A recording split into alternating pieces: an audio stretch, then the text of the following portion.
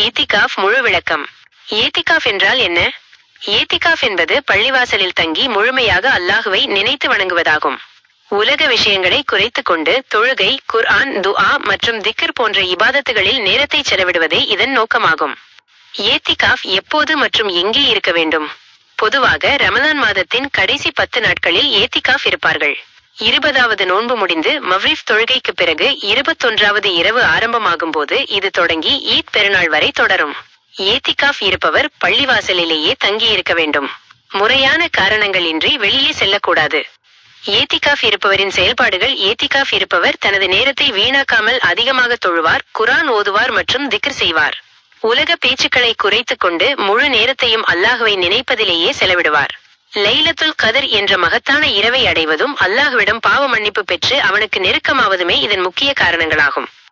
நபிகள் நாயகம் ஸல்லல்லாஹு அலைஹி வஸல்லம் அவர்களின் வழிமுறை. நபிகள் நாயகம் ஸல்லல்லாஹு அலைஹி வஸல்லம் அவர்கள் ஒவ்வொரு ஆண்டும் ரமலான் மாதத்தின் கடைசி 10 நாட்களில் ஏத்திகாஃப் இருந்தார்கள்.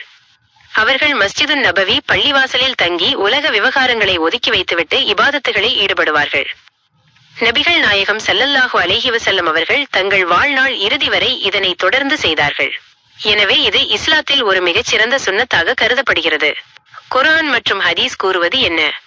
குர்ஆன் சூரா அல் பகராவின் 187வது வசனம் பள்ளிவாசலில் ஏத்திகாஃப் இருக்கும்போது ஒழுக்க கட்டுப்பாட்டுடன் இருக்க வேண்டும் என வலியுறுத்துகிறது. சஹீஹ் புகாரி மற்றும் முஸ்லிம் போன்ற ஹதீஸ் நூல்களில் நபிகள் நாயகம் ஸல்லல்லாஹு அலைஹி வஸல்லம் அவர்கள் மரணிக்கும் வரை ஏத்திகாஃப் இருந்த செய்தி பதிவாகியுள்ளது. ஏத்திகாஃபின் நன்மைகள் மற்றும் ஒழுக்கங்கள். ஏத்திகாஃப் இருப்பதன் மூலம் மன அமைதி கிடைக்கிறது, பாவங்கள் மன்னிக்கப்படுகின்றன. மேலும் 1000 மாதங்கள் வணங்கியதற்கு சமமான நன்மையை தரும் லைலத்துல் கத்ர் இரவை அடையும் வாய்ப்பு கிடைக்கிறது. இதன் போது தேவையற்ற பேச்சுக்கள், சண்டைகள் மற்றும் கோபத்தை தவிர்க்க வேண்டும்.